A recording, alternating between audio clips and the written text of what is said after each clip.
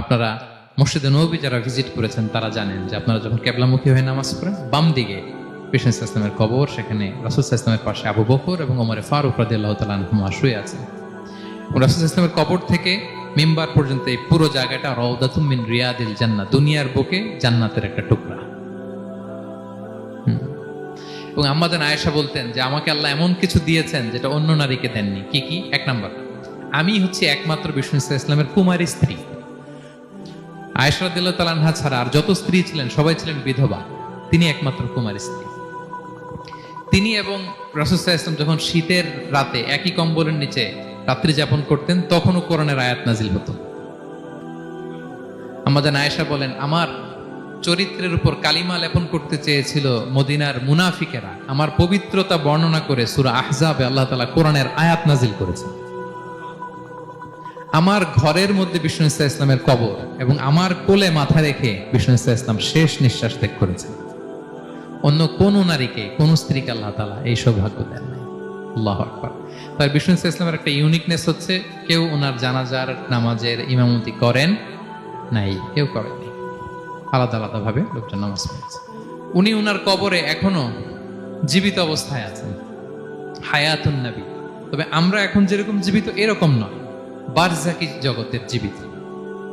তিনি ইন্তেকাল করেছেন, মৃত্যুবরণ করেছেন নিঃসন্দেহে, তিনি বারজাকি জগতে চলে গিয়েছেন, কিন্তু সেই জগতে তিনি জীবিত। আমরা যখন নবী সাল্লাল্লাহু আলাইহি ওয়াসাল্লামকে সালাম দেই, দরুদ পাঠ করি, বিষ্ণু সাল্লাল্লাহু আলাইহি ওয়াসাল্লাম কবর থেকে ওই সালামের উত্তর দেন। আল্লাহ তাআলা ওনার রূহটাকে ফিরিয়ে দেন, উত্তর দেন। সাহাবারা বললেন, ইয়া রাসূলুল্লাহ, কিভাবে আপনি উত্তর দেন? আপনার দেহ মাটি খেয়ে ফেলবে না? রাসূল সাল্লাল্লাহু আলাইহি ওয়াসাল্লাম বললেন, ইন্নাল্লাহা তাবারাকা ওয়া তাআলা হাররামা আলাল আরদি আজসাদাল আম্বিয়া। আল্লাহ তাআলা নবীদের দেহকে নষ্ট করা মাটির জন্য হারাম করে দিয়েছেন। কোনো মাটি কোনো নবীর দেহকে টাচ করতে পারে না, নষ্ট করতে পারে না। নবীরা কবরে জীবিত, সেখানে সালাত আদায় করে, তাদেরকে স্পেশাল রিজিক দেওয়া হয়। এটাকেই বলা হয় হায়াতুন নবী, তিনি বারজাকি জগতে জীবিত। আচ্ছা, এবার কিয়ামতে বিষ্ণু ইসলামের কি ফিচার থাকবে একটু কিয়ামতেরটা শুনে শেষ করি। বিষ্ণু ইসলাম বলেন, আনা আউয়ালু মান ইয়ানশাক্কু আনহুল কবরু। কিয়ামতের দিন ময়দানে মাহশারে, হাশরের ময়দানে সর্বপ্রথম আমি কবর ফুঁড়ে উপরে উঠে দাঁড়াবো। কে উঠে দাঁড়াবে? বিষ্ণু ইসলাম সর্বপ্রথম কবর ফুঁড়ে উনি উঠে দাঁড়াবেন। এবং হাশরের ময়দানে উনি কোথায় দাঁড়াবেন? ওনার জন্য একটা স্পেশাল জায়গা থাকবে, জায়গাটার নাম হচ্ছে মাকামে মাহমুদ। জায়গাটার নাম কি? মাকামে মাহমুদ। ওইখানে বিষ্ণু ইসলাম মাকামে মাহমুদে দাঁড়াবেন। আল্লাহ তাআলা বলেন, ওমিনাল লাইলি ফাতাহাজ্জাদ বিহি নাফিলাতাল লাক আসা আই ইয়াবআসাকা রাব্বুকা মাকামাম মাহমুদা। ওখানে বিষ্ণু ইসলাম দাঁড়াবেন। এবং বিষ্ণু ইসলাম বলেন, আজান শোনার পরে কেউ যদি এই দোয়াটা পড়ে, আল্লাহুম্মা রাব্বা হাযিহি দাওয়াতিত তাম্মা ওয়াস সালাতিল কাইমা আতি মুহাম্মাদানিল ওয়াসিলাতা ওয়াল ফাদিলা ওয়া বা'আথহু মাকামাম মাহমুদা আল্লাযী ওয়া'আদতা। এই দোয়াটা যে পড়ে আজান শোনার পরে, বিষ্ণু ইসলাম বলেন, হাল্লাত লাহু শাফাআতি ইয়াউমাল কিয়ামা। কিয়ামতের দিন তার জন্য সুপারিশ করা আমি নবীর জন্য ওয়াজিব হয়ে যায়। যারা পড়েন না পড়বেন, মাকামে মাহমুদে তিনি সেজদায় লুটিয়ে থাকবেন। এবং সেদিন তিনি সুপারিশ করবেন, সাহিবুশ শাফাআ, তিনি সুপারিশ করবেন। অন্য কোন নবী সুপারিশের সাহস করে স্পর্ধাও দেখা। আদম আলাইহিস সালাম, নূহ আলাইহিস সালাম, ইব্রাহিম আলাইহিস সালাম, সবাই একজন আরেকজনকে রেফার করে, একজন আরেকজনকে রেফার করে, আমি পারবো না, উনি উনি উনি উনি বলতে বলতে বিষ্ণু ইসলামের কাছে যাবে। মানুষগুলো হয়রান হয়ে যাবে, ক্লান্ত, শ্রান্ত, ঘর্মাক্ত, পিপাসার্ত মানুষগুলো। 50,000 বছর হবে সেই দিনটা, কিয়ামতের দিন। মানুষগুলো পেরেশান, যেই নবীর কাছে যায় বলে পারবো না, উনি উনি শেষ পর্যন্ত এটা যে বিষ্ণু ইসলামের কাছে ঠেকবে। বিষ্ণু ইসলাম কোথায় থাকবেন যেন? জায়গাটার নাম মাকামে মাহমুদে সেজদা অবস্থায় থাকবেন। সেজদা অবস্থায় থাকবে। সব নবীরা বলবে, নাফসি নাফসি, আল্লাহ তুমি আমারে বাঁচাও, আল্লাহ আমারে বাঁচাও, আল্লাহ আমারে বাঁচাও। কিন্তু বিষ্ণু ইসলাম সেই মাকামে মাহমুদের সেজদায় লুটিয়ে কাঁদতে থাকবেন আর বলবেন, উম্মতি উম্মতি উম্মতি, হে আল্লাহ আমার গুনাহগার উম্মতকে বাঁচাও, আল্লাহ আমার গুনাহগার উম্মতকে তুমি বাঁচাও। কাঁদতে থাকবেন বিষ্ণু ইসলাম ওই জায়গায়। তখন আল্লাহ তাআলা বলবেন, ইয়া মুহাম্মদ ইরফা রাসাক, হে মুহাম্মদ মাথা তুলো। কুল তুসমা, আজকে তুমি যা বলবে তাই শোনা হবে। সাল তু'তা, যা চাবে তাই দেয়া হবে। ওয়াশফা তুশাফা, যার জন্য সুপারিশ করা হবে, যার জন্য সুপারিশ তুমি করবে তার জন্যই সুপারিশ কবুল করা হবে। বিষ্ণু ইসলাম তখন সুপারিশ করবেন। শুরু করবেন স্টার্টিং। তো বিষ্ণু ইসলামের সুপারিশ আমরা চাই কি চাই না বলেন? আল্লাহ তাআলা আমাদেরকে বিষ্ণু ইসলামের সুপারিশ লাভে ধন্য করুক, আমরা পড়ি আমিন। বিষ্ণু ইসলাম স্টার্ট করবেন সুপারিশ করা এবং হাউজে কাউসারের পানি বিতরণ শুরু করবেন। হাউজে কাউসারের নাম শুনেছেন? ইন্না আ'তাইনা কাল কাউসার, হে নবী আমি আপনাকে কাউসার দিয়েছি। কাউসারের একটা ব্যাখ্যা হচ্ছে প্রভূত কল্যাণ, আর একটা ব্যাখ্যা হচ্ছে এই কিয়ামতের দিন হাউজে কাউসার দেওয়া হবে বিষ্ণু ইসলামকে। এটা কত বড়? বিষ্ণু ইসলাম বলেন হাউদি মাসিরাতু শাহর, 1 মাসের দূরত্ব। এত বড় চৌবাচ্চা হবে হাউজে কাউসারের চৌবাচ্চাটা। বিষ্ণু ইসলাম বলেন এই মাথা থেকে ওই মাথায় পৌঁছতে 1 মাস লাগবে। কয় মাস? তার মানে সাইজে খুবই ছোট, তাই না? ছোট? আওয়াজ করে বলুন, ছোট না বড়? বিশাল বিশাল বিশাল। হাউজে কাউসারের পানিটা কেমন হবে? মা উহু আবিয়াদু মিনাল লাবান, দুধের চেয়েও সাদা, মধুর চেয়েও মিষ্টি, বরফের চেয়েও ঠান্ডা। আতিয়াবু মিনাল মিসকি, মিসকের চেয়েও সুগন্ধ সম্পন্ন। কিজানুহু কানুজুমিস সামা, আকাশের তারা যত বেশি, হাউজে কাউসারের যে পান পেয়ালা থাকবে আশেপাশে পেয়ালাগুলোর সংখ্যা আকাশের তারার চাইতেও বেশি। বিষ্ণু ইসলাম হাউজে কাউসারের পানি বিতরণ করবেন, সবাই বিশ্বাসী উম্মতেরা সেটা পান করবে। আর একবার যে পান করবে চিরকালের জন্য গলা থেকে তৃষ্ণা মিটে যাবে। সুবহানাল্লাহ। একদল এসে বলবে ইয়া রাসূলুল্লাহ আমাদেরকে দেন, আমাদেরকে দেন। তখন ফেরেশতারা বলবে ইয়া রাসূলুল্লাহ এদেরকে দিবেন না, কারণ ফাইন্নাকা লা তাদরি মা আহদাসু বা'দাক, আপনি জানেন না তারা আপনার পরে আপনার দিনকে বিকৃত করেছে। কি করেছে? আপনি যে দিন ইসলাম রেখে গিয়েছেন ওইটা পালন না করে নিজের মন মতো অনেক কিছু ঢুকাইছে, লাফালাফি নাচানাচ, এরকম আছে না নাই? মন মতো বানাই নিছে। হে নবী আপনার পরে মন মতো তারা ইসলাম পালন করেছে, বিকৃত করেছে, আপনি তাদেরকে দিবেন না। ইসলাম দিতে যাবেন, যখন এটা শুনবেন বলবেন সুহকান সুহকান লিমান গায়্যারা বা'দি, দূর হও দূর হও, যারা আমার পরে আমার রেখে যাও দিন ইসলামকে বিকৃত করেছো, তাদের জন্য হাউজে কাউসারের পানি নয়, দূর হও। ফিহি আবারিকুল যাহাবি ওয়াল ফিদ্দা, যে পান পেয়ালাগুলো এগুলো made of silver and gold, সোনা রূপা দিয়ে তৈরি। সুবহানাল্লাহ বলেন। সুবহান। আমরা যেন বিষ্ণু ইসলামের হাত থেকে নেয়া সে হাউজে কাউসারের পানি খেয়ে সেদিন আমাদের তৃষ্ণা নিবারণ করতে পারি। প্রিয় ভাইয়েরা, সর্বশেষ বিষ্ণু ইসলামের সর্বশেষ যে ফিচার সেটা হচ্ছে বিষ্ণু ইসলাম বলেন আনা আউয়ালু কারিই বাবিল জান্নাহ, I am the first one who knock the door of paradise. আমি হচ্ছি ওই ব্যক্তি যে সর্বপ্রথম আল্লাহর জান্নাতের দরজায় যে নক করবে। বিচার শেষে সর্বপ্রথম জান্নাতের দরজায় নক করবে কে? বিষ্ণু ইসলাম। তখন জান্নাতের দরজার রক্ষী ফেরেশতার নাম খাজেন। কি নাম? সে বলবে মানিল কারি', who is knocking the door? তখন বিষ্ণু ইসলাম বলবেন আনা মুহাম্মদ রাসূলুল্লাহ, আমি মুহাম্মদ রাসূলুল্লাহ বলছি। তখন খাজেন বলবে আহলান ওয়া সাহলান, আপনার জন্যই আমি অপেক্ষা করতেছি। আল্লাহ বলে দিয়েছেন আপনার আগে কারো জন্য যেন জান্নাতের দরজা খোলা না হয়। বিষ্ণু ইসলাম তার বিশাল উম্মতে মুহাম্মাদীকে নিয়ে জান্নাতের ভেতরে প্রবেশ করবেন।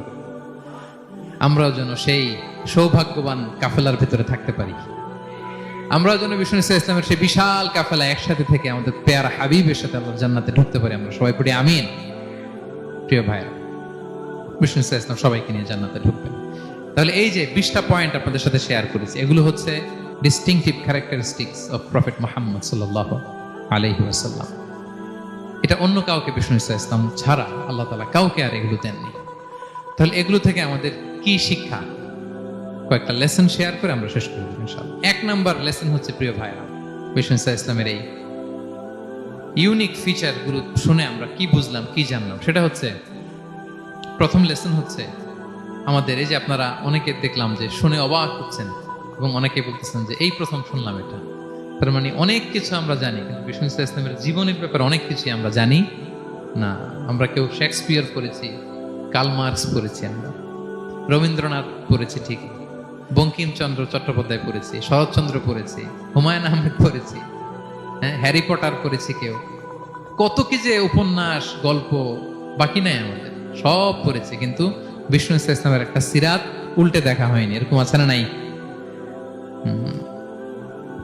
অনেক পড়েছি কিন্তু বিষ্ণু ইসলামের সিরাত পড়ি নাই, তার মানে কিছুই পড়িনি। প্রথম লেসন হচ্ছে একবার হলেও জীবনে আমাদের বিষ্ণু ইসলামের সিরাতটা পড়ে দেখা উচিত। আগামী বছরের রবিউল আউয়াল আসার আগেই আমরা একটা ভালো সিরাত গ্রন্থ শুরু থেকে শেষ পর্যন্ত পড়ব। তাহলে রাসূল ইসলামের সিরাত যেন আমরা পড়ি প্রিয় ভাইয়া। এক নম্বর লেসন, যারা পড়েছেন তারা আবার নতুন করে পড়বেন, নতুন করে রিভাইজ দিবেন, কি বলেন? দুই নম্বর লেসন হচ্ছে কেন আমরা পড়বো। রাসূল ইসলামের জীবনী পড়ার মধ্য দিয়ে প্রিয় নবীজির প্রতি আমাদের ভালোবাসা বৃদ্ধি পায়। এই যে আজকে এটা শুনে আপনাদের প্রিয় নবী ইসলামের প্রতি আকর্ষণ, ভালোবাসা বৃদ্ধি পেয়েছে না? বলেন, পেয়েছে। সিরাত যখন আপনি পড়বেন আপনি অবাক হবেন, এত চমৎকার জীবনে ছিল আমার প্রিয় নবীজির, ওনার প্রতি ভালোবাসা বৃদ্ধি পাবে। আর নবীর প্রতি ভালোবাসার দরকার আছে না নাই? বলেন, হুব্বুহু আল ঈমান, নবীর প্রতি ভালোবাসা এটা ঈমানের অংশ বা অঙ্গ না, নবীরে ভালোবাসাই হচ্ছে ঈমান। নবীর ভালোবাসাটাই কি? ঈমান। আপনার নবীর ভালোবাসা নাই তো আপনার ঈমানই নাই। বিষ্ণু বলেন, লা ইউমিনু আহাদুকুম হাত্তা আকুনা আহাব্বা ইলাইহি মিন ওয়ালাদিহি ওয়া ওয়ালিদিহি ওয়ান নাসি আজমাইন। বিষ্ণু বলেন, সে প্রকৃত মুমিনই হতে পারবে না যতক্ষণ না সে তার সন্তানের চেয়ে, তার পিতার চেয়ে, দুনিয়ার সবকিছুর চাইতে আমি নবীকে যদি বেশি প্রায়োরিটি না দেয়, আমি নবীকে যদি সবচেয়ে বেশি ভালো না বাসে, সে মুমিনই হতে পারবে না। তাহলে আমাদের হৃদয়ে সবচেয়ে বেশি থাকতে হবে বিশ্বনবীর ভালোবাসা, ঠিক কিনা বলেন? এই যে আমরা মুম্বাইতে ভারতের কারা কারা বিশ্বনবীর নামে কটূক্তি করেছে, হ্যাঁ, 12,000 নবী প্রেমিক মার্চ টু মুম্বাই ঘোষণা দিয়েছে, ঠিক কিনা বলেন? এটা হচ্ছে নবীর প্রতি ভালোবাসা, এটাই ঈমান। বিষ্ণু ইসলাম যখন এই হাদিস বললেন যে সবচাইতে যদি আমাকে কেউ ভালো না বাসে সে মুমিন নয়, ওমরে ফারুক তো অবাক হয়ে গেলেন। উনি কিছুক্ষণ আগে বলতেছিলেন যে রাসূলুল্লাহ, আমি আপনাকে সবচাইতে বেশি ভালোবাসি, তবে ইল্লা নাফসি, আমার নিজের আত্মাটারে আমি এর চেয়ে বেশি ভালোবাসি, সবচেয়ে বেশি ভালোবাসি আমার আত্মাটারে, এরপরে ভালোবাসি আপনাকে। রাসূল সাল্লাল্লাহু আলাইহি ওয়াসাল্লাম বললেন, লা ইয়া ওমর, তোমার ঈমান এখনো পূর্ণ হয়নি। ওমরে ফারুক অবাক হলেন, শকড। উনি বললেন, এতে যদি আমার ঈমানই পূর্ণ না হয়, যার কারণে আমি আখিরাত চিনলাম, জান্নাত চিনলাম, আল্লাহর পরিচয় পেলাম, তিনি তো আমার কাছে সবচেয়ে বেশি প্রিয়। মুহূর্তেই তিনি দ্ব্যর্থহীন কণ্ঠে ঘোষণা করলেন যে ইয়া রাসূলুল্লাহ, ঠিক এই মুহূর্ত থেকে দুনিয়ার সবকিছু, এমনকি আমার নিজের জানের চাইতেও, আত্মার চাইতেও আমি আপনাকে বেশি ভালোবাসি। বিশ্বনবী বললেন, সহিহ বুখারীর বর্ণনা, আল আন ইয়া ওমর, ওমর এখন কামুলা ঈমানু, এই মাত্র তোমার ঈমানটা পরিপূর্ণ হয়েছে। তাহলে আপনি যদি সিরাত পড়েন আপনার ঈমান পূর্ণ হবে, ঈমানের পূর্ণতা প্রাপ্তি হবে। 3 নম্বর লেসন হচ্ছে সিরাত পড়লে যে লাভ। রাসূল সাল্লাল্লাহু আলাইহি ওয়াসাল্লামের জীবনে অনেক আপস এন্ড ডাউনস ছিল, বিপদ ছিল, চড়াই উতরাই পেরিয়ে তিনি শেষ পর্যন্ত গিয়েছেন। এই বিপদগুলো আপনার জীবনেও আসে, সেক্ষেত্রে আপনি কানেক্ট করতে পারবেন। যেমন আপনার জীবনে আপনি অসুস্থ হন না মাঝে মাঝে, নবীও অসুস্থ হতেন, তো আপনি জানতে পারবেন যে উনি অসুস্থ হলে কি করতেন। আপনার জীবনে যেমনি বিপদ আসে, রাসূল সাল্লাল্লাহু আলাইহি ওয়াসাল্লামের জীবনে তো বিপদ এসেছে, তাহলে বিপদগ্রস্ত হলে কি করতে হবে এটা আপনি জানতে পারবেন। যারা বিবাহিত, মাঝে মাঝে স্ত্রীর সাথে মনোমালিন্য হয় না? কথা কন না কেন? হয়। রাসূল সাল্লাল্লাহু আলাইহি ওয়াসাল্লামেরও হতো এটা, মানবীয় কারণে স্ত্রীদের সাথে মনোমালিন্য হতো। ওই পরিস্থিতিতে রাসূল সাল্লাল্লাহু আলাইহি ওয়াসাল্লাম কিভাবে ডিল করতেন? সমাধান পাবেন, সলিউশন পাবেন, সান্ত্বনা পাবেন। তাহলে জীবনের পরতে পরতে আপনি রাসূল সাল্লাল্লাহু আলাইহি ওয়াসাল্লামের সিরাত থেকে সমাধান খুঁজে পাবেন, সান্ত্বনা পাবেন যদি সিরাত পড়েন। 4 নাম্বার, সিরাত অধ্যয়নের মাধ্যমে তাকে ফলো করার অনুপ্রেরণা পাওয়া যায়। আমরা ফলো করব কাকে?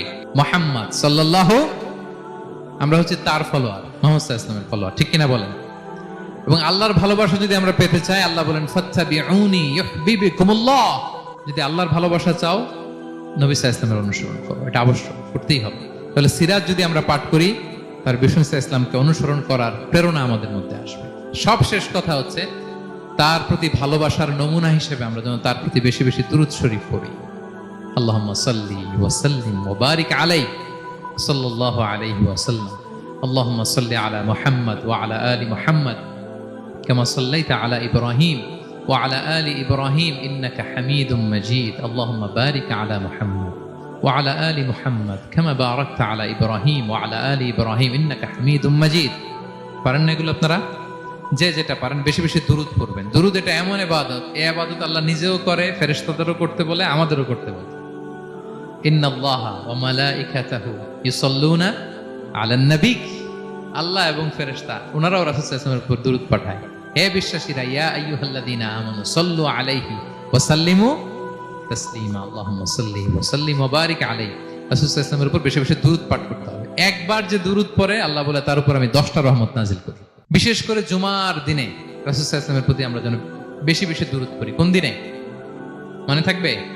জুমার দিনে এক সুন্নাত হচ্ছে সূরা কাহাফ তেলাওয়াত করা, আর একটা সুন্নাত হচ্ছে বেশি বেশি বিষ্ণু সাল্লাল্লাহু আলাইহি ওয়াসাল্লামের উপর কি পড়া? দুরূদ পাঠ করা। মনে থাকবে তো? তাহলে প্রিয় ভাইরা, আসুন আমরা প্রতিজ্ঞা করি আমরা বিষ্ণু সাল্লাল্লাহু আলাইহি ওয়াসাল্লামের একটা ভালো সিরাত গ্রন্থ শুরু থেকে শেষ পর্যন্ত আগামী রবিউল আউয়াল মাস আসার আগে আমরা পড়ব। জীবনের প্রতিটি ক্ষেত্রে নবী সাল্লাল্লাহু আলাইহি ওয়াসাল্লামের অনুসরণ করব। হ্যাঁ, পারা যাবে?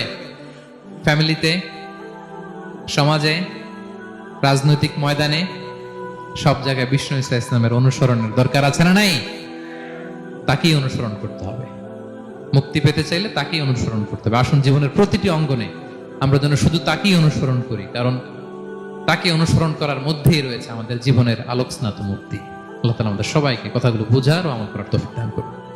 হাদা মা ইনদি ওয়াল ইলমু ইনদাল্লাহি আলাইহি তাওয়াক্কালতু ওয়া ইলাইহি উনীব। ওয়াসসালামু আলাইকুম ওয়া রাহমাতুল্লাহি তাআলা ওয়া বারাকাতুহু।